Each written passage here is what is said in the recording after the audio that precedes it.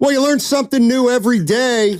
Today, I found out that there's a hell of a player who plays out of Minneapolis, Anthony Edwards. I did not know that Daryl the Guru Johnson was the guy who coined him Ant-Man. I believe I am. Oh, okay. Right before the draft. Well, I mean, I don't want the praise now. That's like, you won't get the praise. Like Steiny saying that he came up with Bang Bang Niner Gang. That's what he don't know when I'm running I do not material. maintain that. I maintained that for a short period of time to get a smile. There's some truth to that. And that's also like I don't think that. Now listen. That's also like you claiming that you said that Steph didn't break the NBA, and just because he retweeted that, now he didn't break the NBA. Now you're every other nitwit shooting threes ruined the NBA. I don't know who did what. Steph gave you five. Willard, I was running material. But I'm struck by the irony of Dan Dibley, who thinks he started every media person's career. Getting mad at you two guys for your comments. Just struck by the irony.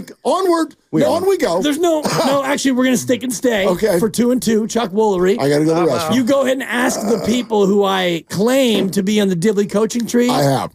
And they all admit, and they all know exactly how it all started. Okay. Go down the hall to Stephen Langford, 15 and 45, and you ask him how he got his humble beginnings. It was the Dibber. We're not going to go through the whole list because the list is like longer than Kyle we leave it in your mind, and we leave at 6, so we wouldn't be able to get through them all. In reality, and you go from Jim Rome to Colin Cowherd, and you work on down. Phenomenal. Thank you. They're all in the Dibber tree. Anyway, I got 100 questions for you guys, and I got to be careful here. Let's start with number 1. Can I do something from last week? Tree. How does Steve Wilks, how does the defensive coordinator, who, if he wasn't running his system, somebody else was calling the defense along with him or helping him? I've never heard of. Say that again. He wasn't running his system here as a defensive coordinator for the Niners. So my thing was, I was in bed like, how are you the DC, but you're calling somebody else's? What? It's just a different. He didn't bring any of his assistants, so he's dealing with D'Amico Ryan's staff, which was Robert Saleh's staff, which was whatever. That's Kyle Shanahan's defensive staff. Had to be frustrating for him. I still, to me, why would he take the job? Because it's a job. It's being offered to you, and there's money and status. Yeah. And by the way, the defensive coordinator for the 49ers, 2 DCs in a row, turned into head coaches. So, it looks like why would it not be a good setup? But he wasn't part of the tree, I guess. My question still remains, and I have not had the opportunity to talk to Kyle. Why did you hire him? That's Dibs. I don't think he was a scapegoat. I don't get into any of this stuff that people are, because that's whittling the story down to like 1 day or 2 weeks, which is not what happened. It never fit. I was uncomfortable week 7 when he held a press conference and said into a microphone, Steve knows he messed up. You were right there. And I remember what I said that day? I'm like, something's not, that they're not getting along. You don't do that. You ever heard a head coach do that? I've never heard a head coach do that. So that was clue number 1, and obviously there was plenty going on, and it makes me want to ask Kyle why. Why would you have thought, hey, we would like to go and have somebody try to figure out our system, and almost guess, as opposed to just hire someone who runs your system if you're going to keep this. I don't understand it. No doubt about it, and I never will. Yeah. I don't get it. I mean, who else was out there in terms of candidates? Did he pass on somebody who he should have hired? Or same list of people we're talking about right now. Right. So, before we criticize the hire, we have to look back and say, who was out there? Who did he pass on? What did he think? Did he think that he could bring Steve in and Steve could adapt to what they were doing? Because the big thing for me is you hired Steve and he didn't bring his own people in. So you hired him basically saying, this is what we're doing. You come in here and now you run what we run. You got to relearn. You got to learn something that is not your thing. Steve signed on for it. How can you get in your bag if it's not your bag? It's like being hired for a job that you're not qualified for in a way. It's like, you've all been there. You're interviewing because you need a gig, but you're like, but this isn't really what I do. I got a second interview for that job, and Which one? What were you doing? The Cal men's volleyball job. Okay. It's a club team. It's not their D1 team. They don't have a D1 team. So I do a phone interview, and I nail it. And they say, hey, why don't you come in and run a practice as your second interview? So I show up, and I'm going to run my. Look at my guy. I'm going to run my Harry So High this is School not as stuff. a broadcaster. This is as a coach. As a coach. Okay. And I'm coming off of 3 NCS titles, and I'm 117 and 52, and I'm very accomplished. And I had a dynasty at Drake, now Archie Williams and Marin. Dibs tree. And I mean, it was incredible. And my coaching tree, don't even get me started. There's many, many coaches who now coach that I coached. But the point of the story is, I showed up. I love it. It's a fact. No, I showed up to run a practice, and within 5 minutes, they knew, and I knew. Wow. I was a fraud. I was not. Like, just completely. What did you do wrong? Just over your What gave skis. it away? I didn't have the fundamentals. I didn't have the practice structure. I didn't have the X's and O's. What I had in high school was incredible recruitment, and my teams were better than everyone else, and so we won. I was a good coach to the extent of being a high school coach, but you show up to a college environment, UC Berkeley. Wow, man. And literally, They know. Within 5 or 10 minutes, I'm getting looks from the players like eye rolls and like, oh my God. And so He's become a sympathetic figure. Not that we can't. Steve Wilks? Yeah, there's no doubt about it. It's just like he's not a it's sympathetic too much, figure. man. Even race is brought up. I'm like, nah, he did a bad job, but he shouldn't have been hired from the origin. I don't even know that he did a bad job. He did not do a bad job. He just did not do a bad the job. all-out blitz against Minnesota, the lack of the D-line before the playoffs. But that's all marriage stuff. Like D'Amico Ryans gave up more points. His defense. When you do that, but that's the statistical apples and oranges. The statistical numbers show that Wilks he was not significantly better. Better in some areas. And everybody in this room and everyone listening watched the games and knows that that's just not, like, it's not relevant. The Detroit game. It's certainly relevant. It's not. I don't find it relevant at all. So it's not relevant that Wilks' team. I got to look at the numbers. But if you look I at don't the 49ers, care about the numbers. So if they gave up 20, 19, 22, and 21 over the last 4 years. There's so many circumstances that go into the final point total. What's more important than final point total? Like, dude, you're playing P.J. Walker, and he ran down the field on you, and you're like, well, but they only gave up 19 points. My man, you all saw it. We watched. Well, how come you didn't say it in the middle of the year? We did. You did. I know you didn't. Come on, Mark. Matthew Steinbeck. Please. After the, he don't need me to vouch for him. What did I not say? But after the Minnesota debacle, Steiny, he was like, "There's a problem." Week 7. What about week 14? What when about they were 13 and 4? What are you going to do at that point? Well, my point is, you think at any point it is patently unfair to say Wilks was like significantly worse than any of the 3 previous coordinators. Again, I literally just said it wasn't that he did a bad job. It was not the right mix or fit. That I don't disagree with. And that's what I said all year. And the players are saying it. Right. But players are saying it. This is the not results news. he got were not drastically different. I disagree with that. He was a defensive coordinator on a team that got to the Super Bowl. What happened in the first half of that Lions game would have never happened at any other point in the Kyle Shanahan era. Period. Never. I don't know. No chance. What happened in the Super Bowl? What about the Super Bowl? The first half of the Super Bowl, they dominated Mahomes. Right. No, I'm talking about what happened in the Super Bowl. What happened in the Super Bowl where the 49ers gave up 21 points in the fourth quarter? That's like a completely different set of circumstances than what happened with Detroit. It didn't look like that. You got Tyreek Hill getting 31 yards on 3rd and 15 with Nick Bosa being held. Mosley. The Detroit Lions were handing the ball off and picking which freeway they wanted to run through. Like, it never looked like that. The 49ers to me, the defense was essentially the same over the last 4 years. Yeah, I disagree. They were decent because they have amazing players. And Steve Wilks is not a bad coordinator, but the whole thing was I don't know how could you say anything other than it's a bad fit? I didn't say it's a bad. I didn't say it wasn't a bad fit. What I'm saying is, I didn't say he did a bad job. The numbers bear out that he was not significantly worse. That shocked me. I saw it. And numbers, you're right. And some numbers, Willard, were better when you had them next. I got Stats. you. All right. Stats. But when they beat Dallas's ass. How about results? They got to the Super Bowl with Wilks. Right. They didn't get to the Super Bowl with D'Amico Ryans. Did they get to the Super Bowl with Saleh? In my opinion. Who was the guy before Saleh? Yes. Yeah, they got to the Super Bowl with Saleh. And in my opinion. Okay. So 2 out of the 3 defensive coordinators. You call this myopic if you want. I think that the 49ers their roster is so much better than the rest of the league when healthy that they got to the Super Bowl and almost won the thing in a situation where all of the defensive players were literally either confused or upset at the defensive coordinator. They're that good. They should have won. They should have won this league this year. The offense let them down.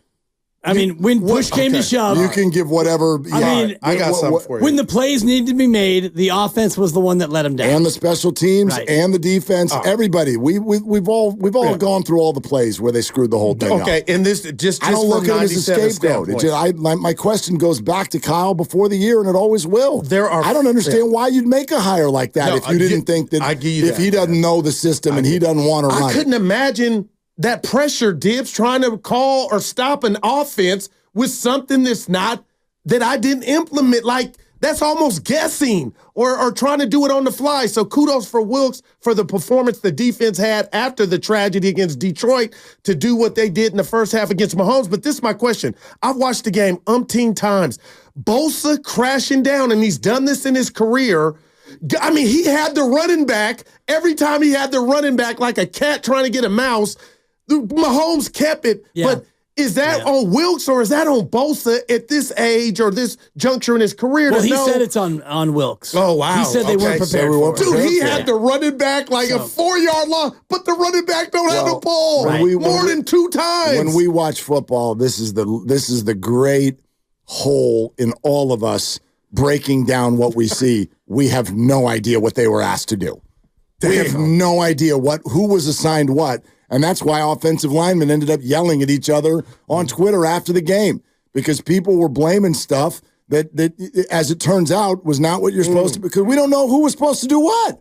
I don't know what Bosa was asked to do. I don't know what the assignment was. he got that running back. Right. He just didn't have the ball. You know? Yeah. You're listening to 95.7 The Game, KGMZ FM in HD1 San Francisco, always live on the free Odyssey app, Twitch and YouTube, powered by First NorCal Credit Union.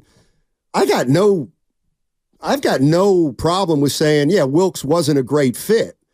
That's one thing, and you know what? I'd have probably fired him too if he's not a great fit. But to say that like their defense was drastically worse this past year than it was in the last 3 or 4 years, that's what I would push back against. I don't think it looked right. It ran out of gas. And I feel like this in this Which room. they did the last 4 years, if you want to play that game. At no point over the last 4 years until this year do I feel like we all sat in this room and continually said, why doesn't the defensive line look right? We never said that before. We're like, this is a devastating group. When did they play Jacksonville? After they Off got the bye, after yeah. bye, and Both they got teams Chase off the bye. Young. Good I week. call him Mr. Young They because played he great quit that chasing. week. They played great that week. But the defensive line, For you. Bosa was called a disappearing act all year long. All of them were. Defensive line was the greatest, most expensive thing that we've seen across the NFL. And everybody was like, they're fine. They're okay. They're good, maybe What even. happened? They're not great, and they should be great. Like, it just never, I don't think consistently, yes, you could point to games, Dallas, Jacksonville, what have you. I don't think that at any point they looked like they should look. You know, this group was better than those groups. I understand that's your firing. point that you're comparing them to. I just Steiny. don't understand the hire. This is a better group of personnel. Do you think that people would say that this defense was better than the 2019 defense personnel-wise? No. Personnel-wise? Yeah. Well, they had Yes. Buckner then. Yes. I would say that one was better than this one. Yeah. Yeah, I wouldn't. I mean, And Jimmy Ward in the back. Hargrave is supposed to. Well, I mean, you're right. Hargrave, That's it. He didn't know how to use him, I guess. Well, based on where they were sitting as they entered a year, what coming into this year, what was Buckner that Hargrave wasn't? They're both north of $20 million defensive tackle run stoppers, top of the conference. Armstead is ready. I got you. Grabbed Chase Young halfway through the year. Dre Greenlaw, what was Dre Greenlaw 4 years ago? You get the best linebacking core in the league, and now you have a legit 1 and a legit 2 corner. Like, those are not things that you had 4 years ago. Any names of who's going to get the job? Do you think? Staley? I still think Staley's a possibility. He's a possibility, but to me, that's a wrong hire. Okay. I mean, they man. keep talking about internal, but who? Who's like a leader? You know what I mean? Who's ready to lead that thing? Depends internally? on what you want to go with. Chris Sounds like Kaczmarek they're- is a leader. Sounds but like they're I don't hard to know if he coach, wants to do That's that D-line job. coach, right? Or Yeah. back, yeah. Yeah, What'd you Johnny say, Holland's Tony? been in the league a long time. They're It hard sounds to like it's coach? not an easy unit to coach. Well, greatness rarely is. Great players are tough to coach. Kobe and Shaq, great players are tough to coach. Right? Yeah, but they What do you won. think? They won titles. Yeah. I get that. You don't think Chris Jones is tough to coach? I mean, he held out. There was like, you know what I mean? Like, it's, I That's don't a know. bad dude. Yeah. There's That's like it comes with expectations. Therefore, it's harder. the other thing is Bosa holding out screwed Wilks in a way. Maybe. A little bit, but you look at the defense, and they came out, they played great the first 5 games. They were 5-0. The defense was great. The opponents weren't strong. The Rams did a little bit of dink and dunk against them, but by and large, you got to a point in the postseason, and Detroit exposed them. Man. You went in the locker room, you came out, and you pitched a shutout, and then you came out against Kansas City, and you were amazing in the first half. So, to me, it's more than just like new coordinator, and now you're fine. You've got Dre Greenlaw, who is going to be gone for at least half the year, maybe longer. No doubt. And I think that you look at all of the free agents up front. Chase Young. He coming back if it's up to you? Chase Young? Yeah. It depends. No I mean, chance. he's gonna command more money than you want to pay him, I think. Man, but Probably. He didn't do himself a ton of favors. But the Super Bowl, that wasn't his worst game. Better. No doubt much about better. it. He was, but I would argue that the moment they acquired him, if you had to guess what the contract would have been in that moment versus what it is now, he lost some bread. I think it went down. Oh, it definitely went down. I think it went down. And I don't think that it went down so far, though, that they can bring him back on a bargain deal. You're He's probably going to get $12 million a year. Wow. 10 to 12 million a year. Not fully guaranteed, but the Niners don't have really the room to spend that much. Got more wiggle room than people think. I know, then spend it. Yeah. And you can franchise him, and he's the one guy you might think about franchising. Can you? Yeah, absolutely. You have the franchise tag, and he's a guy you can tag. Oh. And you can tag him and pay him. I think the defensive end number is about 15 or 16 million, and you could do it non-restrictive to where if a team matches that sheet, then you get 2 first-round picks on the way back if somebody matches it. But I don't think you want to pay him franchise tag money. You want to pay him about 8 to 10 million a year, and he'll get more than that. That's my guess. Definitely not going to franchise tag him. That would not be a smart. No, but if you did it restrictive and somebody else matched that, then you would get picks coming back, and that's what this team loves. This team loves getting picks back, and they've got a couple of thirds this year, a couple of supplementals, and they love getting those free picks so that they can trade him if need be. I mean, that's what they've done. Which is what they'll do with Brandon Aiyuk. Yeah. They'll trade Aiyuk and get hopefully get a first round pick. I don't think they will. I don't think they have the stones for it, but they should trade him. Why would you say it like that? They don't have the stones for it. They don't have they're the gutless guts. now. If Pretty much. But why? Like why? They're not gutless, but why they don't does have that the take guts. Why does that take guts, Dibs? Because it takes why is guts to trading take a Aiyuk, good player and trade a guy, knowing that you don't want to spend $25 million apiece on 2 wide receivers, which you don't have to do. You do eventually because he's going to make $25 million. But do you and you're use him like advocating that? cutting Debo Samuel. You're down on Debo. Whoa, don't go there. That's what you said yesterday. No, I said that's a possibility. Exactly. You're doing what the Niners do all the time, which is you kick the can down the road. Right. You're acting like they've got to do something and they don't. They don't have to. They don't have to do crap. You don't have to do anything. Well, that's not what you said to Bucky Brooks. You're gutless. What did I say to Bucky Brooks? You were like, you can't have him hold out. And he was like, why not? I didn't say you can't have him. You don't want it. You don't want it. Nobody wants that. Well, would you rather pay Aiyuk more than you want to pay him? Or what's the alternative? What? Like, we can't do that, Brandon. We'd love for you to come back on the 5th year. I think sometimes, and this is the way our society is, we love to act like there's controversy before there's controversy. The first play is to sit down with Brandon and be like, where you at? Like they did Debo, even though he scrubbed and IG. Then it ended up getting hot. Right. It's not there yet. Like, just talk to Brandon. Where you at? Here's our situation. We love you. We know you want to get paid. This is what's going on. Let's see where we're at. If it ends up controversial, if it ends up like Nick Bosa, whatever, then can you save it? Okay. But you don't want to go into next year with your top receiver holding out. But there's also no question the Niners have the leverage over Brandon. But I honestly, no question who's got the I'm leverage starting there. to think Kyle. Go ahead. No, I was just saying the restraint that I seen in the Super Bowl, the philosophy from Kyle, they'll never use a receiver on the outside like Randy Moss. Like, that's not his style. So if Jawan Jennings is Aiyuk, I'm not saying he's better than Aiyuk. Why would I invest in Brandon Aiyuk all those resources when the way we kind of run things, Jennings is a fit. You know what I mean? They ain't using these guys like Jerry Rice. So Why invest Or like all? And I Waddle love Aiyuk. and He could go Tyreek, somewhere yeah. and catch 100 balls if he was in Dallas. But this is a point that Dibs made yesterday, and I think that we do this to coaches where we're like, well, this is their style, so this is what they do. I think they adjust their style all the time. This guy was an OC for Julio Jones. And I love Aiyuk. And Matt Ryan was the MVP of the league. 3 catches in the Super Bowl. I know. And throughout the playoffs. I know. I'm like, Dibs. 3-3-3. Yeah, thank you. 3-3-3. Man. Yeah. Kevin, That's probably part of why Brandon is upset right now. Of course. There's no So whose doubt. fault is it? 3 catches, or he had 9 catches in the postseason, Aiyuk?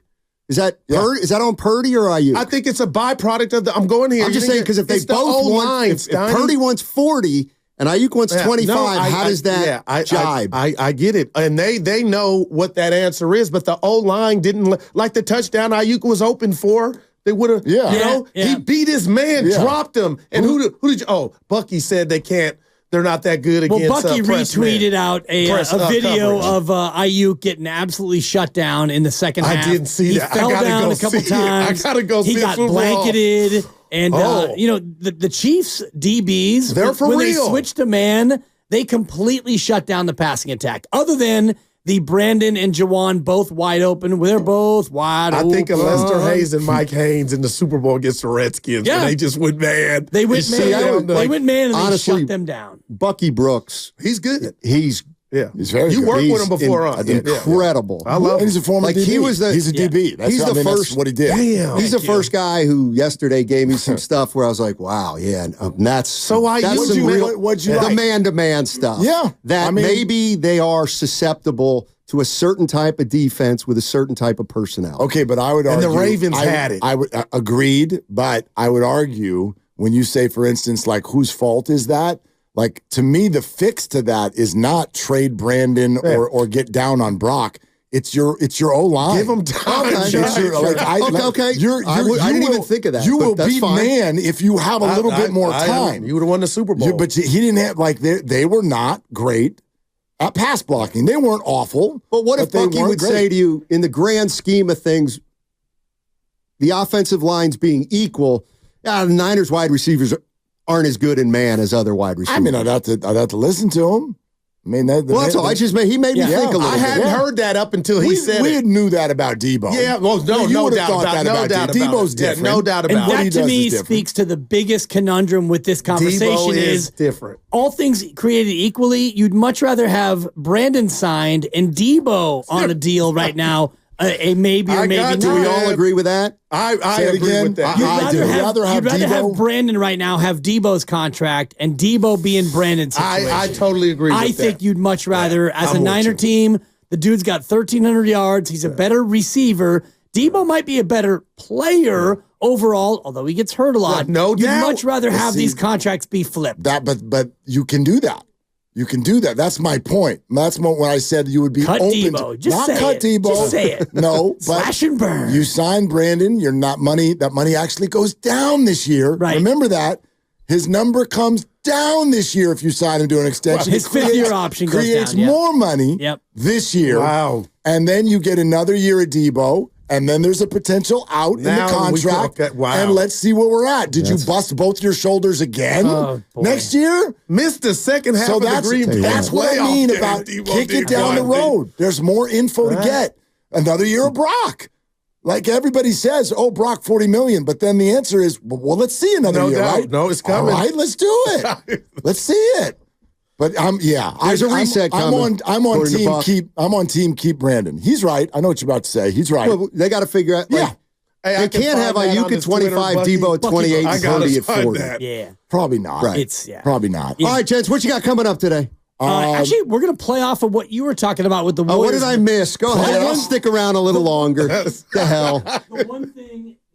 Now, if Willard got on me like this, I'd leave. Wow. What happened? Well, Randy took over and I lost my mic. Oh, boy, he muted you. I don't love the young people. You were talking about the Warriors finish to the year and what it means for Kerr and Clay and everybody. And you were spot on, Steiny. I loved it, but you missed the biggest, the rat on the table. Brought to you by Atco Pest Control.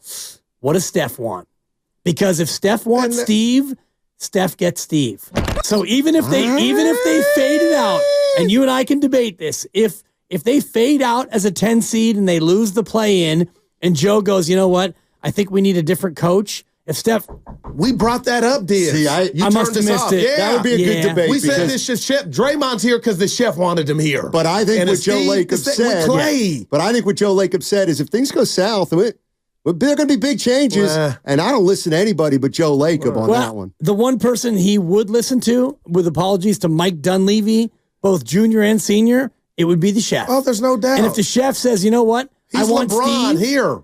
If he says, I want Steve. Oh, Steve, maybe. I might give you Steve. Yeah, Clay no, too. Steve. What only. about personnel? Steve okay. Steve we only. can agree there. Yeah, and I don't think Steve's getting 6 years and 80. I think a more likely scenario for Steve would be to be coterminous, which means his contract terminates with Steph, with Clay, if he signs, with Draymond, 3 and 45.